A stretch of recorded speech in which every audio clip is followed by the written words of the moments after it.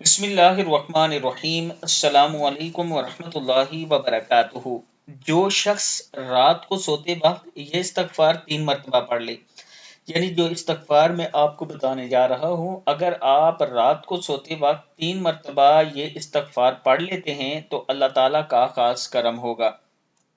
استغفار ہے: استغفر اللہ الذی لا الہ الا هو الحی القیوم واتوب الیہ۔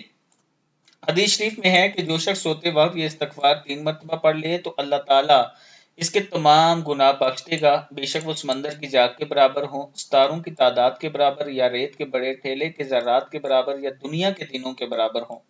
رات کو اگر آپ یہ استغفار 3 مرتبہ پڑھ لیتے ہیں: استغفر اللہ الذی لا الہ الا هو الحی القیوم واتوب الیہ، تو اللہ تعالیٰ کا خاص کرم ہوگا۔